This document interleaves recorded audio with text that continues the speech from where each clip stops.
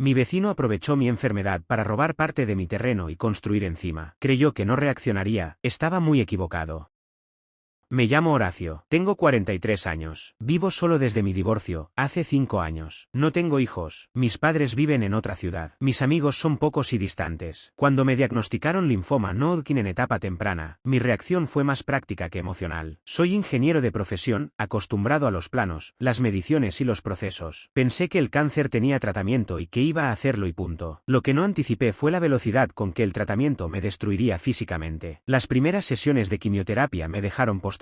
Perdí 15 kilos en 3 semanas. Mi sistema inmunológico colapsó. Tuve que ser hospitalizado después de una fiebre que no cedía durante días. La doctora me explicó en la segunda semana que necesitaba al menos 2 meses internado, tal vez más, dependiendo de cómo respondiera mi cuerpo. No podíamos arriesgarnos a una infección con el recuento de glóbulos blancos tan bajo. Firmé los papeles. Llamé a mi trabajo para pedir una licencia extendida. Llamé a mi padre para que supiera, aunque no quería preocuparlo demasiado. Le pedí a Carlos, un amigo, que pasara cada 2 semanas a regar las plantas y revisar que todo estuviera en orden. Carlos aceptó. Nunca fue una persona muy confiable para estas cosas, pero era el único que tenía llaves. Una semana después de mi ingreso me llamó para decir que todo estaba bien, que las plantas estaban bien, que la casa estaba cerrada. Confié en él. Ese fue mi primer error. 2 meses después salí del hospital. No fue una salida gloriosa. Una enfermera me ayudó a vestirme porque no podía atarme los zapatos. Otra me entregó una bolsa con medicamentos. Y un voluntario me acompañó en silla de ruedas hasta la puerta principal. El viaje desde el hospital hasta mi casa duró 20 minutos. Los pasé mirando por la ventana, reconociendo mi ciudad como si hubiera pasado años fuera y no apenas 2 meses. Cuando el taxi giró en mi calle, sentí un alivio profundo. Mi casa, mi jardín, mi vida de vuelta. Pero entonces el taxi se detuvo y el mundo se congeló. Primero vi la cerca nueva, una pared de bloque sólido donde antes había malla ciclónica. Pensé que el vecino finalmente había cambiado su cerca y que estaba en su derecho. Pero luego miré más allá, hacia donde debería estar mi jardín trasero, y no lo reconocí. El terreno había sido dividido. Una estructura de concreto se extendía desde la propiedad del vecino hacia la mía, con paredes que formaban lo que parecía un garaje ampliado. Había ventanas de aluminio nuevas, un techo de lámina color gris y una puerta metálica. Pagué con manos temblorosas. Caminé hacia mi portón de entrada. Entré al patio delantero, dejé la bolsa del hospital en el suelo y avancé hacia atrás. La invasión era peor de lo que había parecido desde la calle. El vecino no solo había construido una pared, había demolido la malla ciclónica que marcaba el límite entre nuestras propiedades. Había extendido su losa de concreto al menos 4 metros hacia mi lado. Sobre esa losa había levantado una estructura con dimensiones que claramente excedían cualquier permiso razonable, y había instalado ventanas que daban directamente a mi propiedad, como si el espacio invadido ya le perteneciera. Medí con la mirada. 4 metros de ancho por 12 de largo, unos 50 metros cuadrados de mi terreno, arrebatados mientras yo recibía quimioterapia en una cama de hospital. Mis árboles frutales habían desaparecido. También mi huerto de hierbas aromáticas. Todo había sido arrasado y reemplazado por concreto y bloque. Me senté en el suelo literalmente, porque las piernas no me sostenían. No por el esfuerzo físico, sino por la descarga de adrenalina mezclada con la debilidad que aún cargaba en el cuerpo. Allí, entre las malas hierbas y el polvo de la construcción ilegal, sentí por primera vez desde el diagnóstico algo peor que el miedo a la muerte. Sentí la injusticia. No fui a confrontar al vecino de inmediato. Entré a mi casa. La encontré con polvo en los muebles, plantas de interior muertas, el refrigerador vacío. Me senté en el sofá y me quedé mirando la pared durante 10 minutos sin moverme. Mi cerebro procesaba en cámara lenta. Primero la incredulidad, luego el miedo, y si me había confundido los límites, y si el terreno era más pequeño de lo que recordaba. Luego, después de lo que pareció una hora, algo más frío y más útil reemplazó al miedo. En mi época de estudiante de ingeniería aprendí que cuando algo se derrumba, no intentas sostenerlo con las manos. Retrocedes, observas, encuentras el punto exacto donde la estructura falló. Solo entonces actúas. Fui a mi dormitorio y abrí el armario donde guardaba los documentos importantes. La escritura de mi casa, los planos de la propiedad, el certificado de libertad de gravamen, los recibos del impuesto predial de los últimos 5 años. Todo estaba en orden. La escritura decía con claridad, frente de 12 metros, fondo de 25, 300 metros cuadrados en total. Los planos coincidían con esas medidas. El vecino había construido sobre terreno que no le pertenecía, y los documentos lo demostraban. La primera llamada no fue a un abogado, fue a Carlos. Le pregunté directamente qué había pasado con mi jardín. Hubo un silencio largo largo antes de que respondiera. Me explicó que el vecino empezó a construir a la tercera semana de mi ausencia, que primero puso postes, que Carlos pensó que era una cerca nueva, que luego la estructura fue creciendo y que para cuando entendió lo que estaba pasando ya era demasiado tarde. Me dijo que no quiso llamarme porque la doctora había dicho que no podía recibir estrés. Le pregunté si pensaba que una cerca provisional y una construcción de concreto de 50 metros cuadrados eran la misma cosa. No respondió. Le dije que el vecino había construido medio garaje dentro de mi propiedad mientras yo estaba hospitalizado con cáncer, que mis árboles frutales habían desaparecido, que lo que estaba dentro de mi terreno era una invasión. Carlos volvió a disculparse. Colgué. No había nada más que decirle. Entendí en ese momento una verdad que no me resultó reconfortante: nadie cuida tus cosas como tú mismo. Esa noche no dormí, no solo por la indignación, sino por el ruido. El vecino, cuyo nombre era René, tenía música a volumen alto en su nueva estructura. Escuché risas, voces, el sonido de latas de cerveza abriéndose, gente celebrando algo. A la mañana siguiente, a las 7 de la mañana, me vestí con la ropa más decente que encontré y caminé hasta la oficina de catastro municipal. Llevaba la escritura, los planos y una carpeta con fotos impresas de mi jardín antes de la construcción. Hice una hora de fila. Mi cuerpo apenas me sostenía. Tuve que apoyarme en la pared en 3 ocasiones para no desmayarme. La mujer que me atendió revisó mis documentos en silencio y luego giró su pantalla hacia mí. En el mapa de mi calle, el terreno de René se extendía casi 5 metros sobre el mío según las coordenadas catastrales. La funcionaria me confirmó que no había ningún permiso registrado para esa obra y que los permisos para estructuras nuevas requerían notificación a los colindantes. Yo no había sido notificado porque no estaba presente. Me explicó 2 opciones. La primera era una denuncia administrativa. El municipio enviaría una inspección y, si se confirmaba la invasión, ordenaría la demolición. El proceso podía tardar entre 6 meses y 1 año. La segunda era una demanda civil por invasión de propiedad, más rápida con un buen abogado, pero también más costosa. Pedí que iniciaran la denuncia administrativa. También pedí referencias de abogados. Me dio un nombre: Francisco. Tenía oficinas a 3 cuadras de allí. No fui directo a verlo. Necesitaba más información primero. Caminé hasta la ferretería de la esquina y compré una cinta métrica larga. Casi me desmayo al pagar porque el esfuerzo de caminar 4 cuadras había sido demasiado para mi estado. El ferretero me ofreció una silla. Me senté frente a su local mientras la gente pasaba sin mirarme. Alguien se detuvo. Era Laura, una vecina que vivía 3 casas más abajo. La mujer del pelo canoso y los lentes de sol grandes, la que me regalaba pan casero por Navidad. Le expliqué que había estado muy enfermo pero que ya estaba mejor. Entonces ella, sin rodeos, me dijo que lo lamentaba mucho, que lo de René no había estado bien, y que varios vecinos habían ido a hablarle cuando empezó la construcción. Le pregunté cuándo había empezado. Me dijo que a la tercera semana de mi ausencia. Primero postes, luego la losa al mes, y en 1 mes y medio la estructura ya estaba levantada. Trabajó rápido, con varios albañiles. Laura creía que quería tener todo terminado antes de que yo regresara. Le pregunté si alguien había llamado a la municipalidad. Me respondió que ella misma lo había hecho, que también la señora del número 12, pero que les dijeron que sin una denuncia formal del propietario afectado no podían actuar. Había intentado contactarme pero no tenía mi número. Carlos le había dicho que estaba en tratamiento y no podía recibir llamadas. Me dio el nombre de un abogado, Esteban Díaz, su primo, especializado en temas de propiedad. Volví a mi casa con la cinta métrica y el nombre apuntado en un papel. Medí el terreno desde el frente hasta el fondo, desde la pared divisoria original hasta la nueva construcción. El resultado fue claro: el vecino había invadido exactamente 47 metros cuadrados. Esa tarde llamé a Esteban Díaz. La primera reunión fue al día siguiente en su oficina. Esteban resultó ser un hombre de unos 40 años, con calvicie incipiente y ojos que no parpadeaban cuando hablabas. Vestía un traje azul pasado de moda y una corbata con manchas de café. No inspiraba confianza por su apariencia, pero cuando abrió la boca entendí por qué Laura lo recomendaba. Revisó mis documentos y dijo que el caso era invasión de propiedad en términos claros. Me pidió fotos actuales de la estructura, desde todos los ángulos, incluyendo cualquier marca visible del límite original. También me pidió un peritaje topográfico, un ingeniero que midiera oficialmente ambos terrenos y determinara dónde estaba el límite real. Le pregunté cuánto costaba el peritaje. Me respondió que entre 5.000 y 8.000 pesos, dependiendo del profesional. No tenía esa cantidad. Los 2 meses de hospitalización habían agotado mis ahorros. Apenas tenía para comer el resto del mes. Esteban me dijo que sin el peritaje el caso era mi palabra contra la de René. Y René ya tenía la estructura construida. Me presentó otra opción: podía presentar una querella por despojo, que era un delito penal. Si el juez determinaba que hubo mala fe, René podría enfrentar entre 6 meses y 3 años de prisión. No me entusiasmaba mandar a alguien a la cárcel, pero tampoco me entusiasmaba que alguien me robara casi 50 metros cuadrados mientras luchaba por mi vida. Acordamos empezar con la denuncia administrativa gratuita en catastro y preparar la demanda civil en paralelo, en cuanto yo reuniera el dinero para el peritaje. Antes de que pasara una semana, el instinto me ganó. Necesitaba escuchar a René. Necesitaba entender qué clase de persona era capaz de hacer eso. Toqué su puerta un martes a las 10 de la mañana. La puerta era nueva también, de aluminio con vidrio esmerilado, instalada sobre mi terreno. René abrió después de 30 segundos. Era un hombre de unos 50 años, más bajo que yo, con barriga prominente y barba de varios días. Camiseta blanca manchada de grasa. Me miró sin sorpresa, como si me estuviera esperando. Me dijo que ya había regresado y preguntó cómo me había ido con lo mío. El cáncer lo mencionó como si fuera un viaje de negocios. Le respondí que bien, que ya estaba de vuelta. Él anticipó que yo venía a hablar de la construcción y me dijo que iba a ser sincero. Cuando vio que no volvía y que no había nadie en la casa, que las plantas se morían y la basura se acumulaba, pensó que la había abandonado. Que un vecino dijo que me había ido al extranjero y otro dijo que me había muerto. Le pregunté si por eso había decidido construir en mi terreno. Me respondió que no había sido así, que necesitaba ampliar su garaje porque su camioneta no cabía en el espacio que tenía, que habló con algunos vecinos y que como nadie sabía si iba a volver, se animó. Le dije que construir en propiedad ajena no era animarse, que era un delito. René me dijo que no me pusiera dramático, que era solo un pedazo de tierra que yo ni usaba, que mis árboles ya estaban viejos y que sus paredes no lo cubrían todo todavía. Luego me ofreció comprarlo. Me dijo que me pagaría 20.000 pesos por ese pedazo, que con eso podría hacer muchas cosas. 20.000 pesos, por 47 metros cuadrados en una zona residencial cuyo valor real era al menos 10 veces más. No respondí de inmediato. Respiré hondo. Conté hasta 5 en silencio. Le dije que tenía 15 días